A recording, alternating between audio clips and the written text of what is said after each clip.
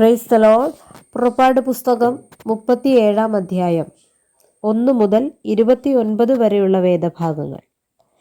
Bezalel പെട്ടകം ഖദിരമരം കൊണ്ടുണ്ടാക്കി. അതിന് 2.5 മുഴം നീളവും 1.5 മുഴം വീതിയും 1.5 മുഴം ഉയരവും ഉണ്ടായിരുന്നു. അത് അകവും പുറവും പൊന്നുകൊണ്ട് പൊതിഞ്ഞു. ചുറ്റും അതിന് പൊന്നുകൊണ്ട് ഒരു വക്കുണ്ടാക്കി. അതിൻ്റെ 4 കാലിനും ഇപ്പുറത്ത് 2 വളയം, അപ്പുറത്ത് 2 വളയം, ഇങ്ങനെ 4 പൊൻവളയം വാർപ്പിച്ചു. അവൻ ഖദിരമരം കൊണ്ട് തണ്ടുകളുമുണ്ടാക്കി പൊന്നുകൊണ്ട് പൊതിഞ്ഞു. പെട്ടകം ചുമക്കേണ്ടതിന് ആ തണ്ട് പെട്ടകത്തിൻ്റെ പാർശ്വങ്ങളിലുള്ള വളയങ്ങളിൽ ചെലുത്തി. അവൻ തങ്കം കൊണ്ട് കൃപാസനമുണ്ടാക്കി. അതിന് 2.5 മുഴം നീളവും 1.5 മുഴം വീതിയുമുണ്ടായിരുന്നു. അവൻ പൊന്നുകൊണ്ട് 2 കെരൂബുകളെ ഉണ്ടാക്കി. കൃപാസനത്തിൻ്റെ 2 അറ്റത്തും അവയെ അടുപ്പ് പണിയായി ഉണ്ടാക്കി. ഒരു കെരൂബ് ഒരു അറ്റത്തും മറ്റേ കെരൂബ് മറ്റേ അറ്റത്തും, ഇങ്ങനെ കെരൂബുകളെ കൃപാസനത്തിൻ്റെ 2 അറ്റത്തും അതിൽ നിന്നു തന്നെ ഉള്ളവയായിട്ട് ഉണ്ടാക്കി. കെരൂബുകൾ മേലോട്ട് ചിറകു വിടർത്തി ചിറകുകൊണ്ട് കൃപാസനത്തെ മൂടുകയും തമ്മിൽ അഭിമുഖമായിരിക്കുകയും ചെയ്തു.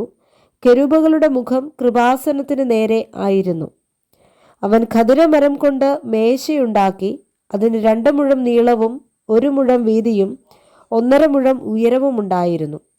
അത് തങ്കം കൊണ്ട് പൊതിഞ്ഞു. ചുറ്റും പൊന്നുകൊണ്ട് ഒരു വക്കുണ്ടാക്കി. ചുറ്റും അതിന് 4 വിരൽ വീതിയുള്ള ഒരു ചട്ടവും ഉണ്ടാക്കി. ചട്ടത്തിനു ചുറ്റും പൊന്നുകൊണ്ട് ഒരു വക്കുണ്ടാക്കി. അതിന് 4 പൊൻവളയം വാർത്തു 4 കാലിൻ്റെയും ഓരോ പാർശ്വത്തിൽ തറച്ചു. മേശ ചുമക്കേണ്ടതിന് തണ്ടുകൾ ചെലുത്തുവാൻ വളയങ്ങൾ ചട്ടത്തോട് ചേർന്നിരുന്നു. മേശ ചുമക്കേണ്ടതിനുള്ള തണ്ടുകൾ ഖദിരമരം കൊണ്ട് ഉണ്ടാക്കി പൊന്നുകൊണ്ട് പൊതിഞ്ഞു. മേശമേലുള്ള ഉപകരണങ്ങളായ തളികകളും കരണ്ടികളും കിണ്ടികളും പകരുവാൻ ഉപയോഗിക്കുന്ന കുടങ്ങളും തങ്കം കൊണ്ട് ഉണ്ടാക്കി. അവൻ തങ്കം കൊണ്ട് നിലവിളക്കുണ്ടാക്കി. വിളക്ക് അടിപ്പുപണിയായി ഉണ്ടാക്കി. അതിൻ്റെ ചുവടും തണ്ടും പുഷ്പപുടങ്ങളും മുട്ടുകളും പൂക്കളും അതിൽ നിന്നു തന്നെയായിരുന്നു. നിലവിളക്കിൻ്റെ ഒരു വശത്തു നിന്ന് 3 ശാഖ, അതിൻ്റെ മറ്റേ വശത്തു നിന്നും 3 ശാഖ, ഇങ്ങനെ 6 ശാഖ അതിൻ്റെ പാർശ്വങ്ങളിൽ നിന്ന് പുറപ്പെട്ടു.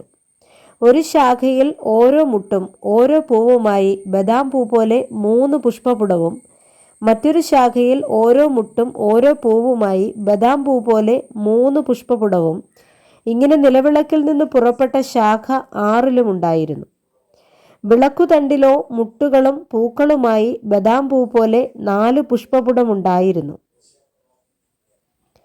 അതിൽ നിന്നുള്ള 2 ശാഖയ്ക്കു കീഴെ ഒരു മുട്ടും, അതിൽ നിന്നുള്ള മറ്റേ 2 ശാഖയ്ക്ക് കീഴെ ഒരു മുട്ടും, അതിൽ നിന്നുള്ള ശേഷം 2 ശാഖയ്ക്കു കീഴെ ഒരു മുട്ടും, ഇങ്ങനെ അതിൽ നിന്ന് പുറപ്പെടുന്ന ശാഖ 6 കീഴെ ഉണ്ടായിരുന്നു.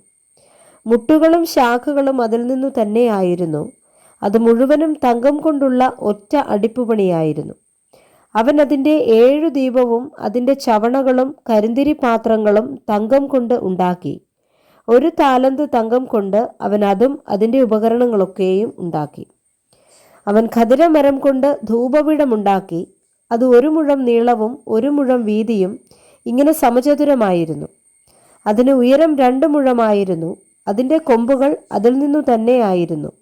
അവൻ അതും അതിൻ്റെ മേൽപ്പലകയും ചുറ്റും അതിൻ്റെ പാർശ്വങ്ങളും കൊമ്പുകളും തങ്കം കൊണ്ട് പൊതിഞ്ഞു. അതിനു ചുറ്റും പൊന്നുകൊണ്ട് ഒരു വക്കുണ്ടാക്കി.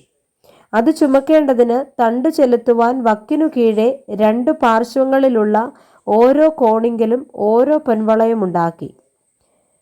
ഖദിരമരം കൊണ്ട് തണ്ടുകളുമുണ്ടാക്കി പൊന്നുകൊണ്ട് പൊതിഞ്ഞു.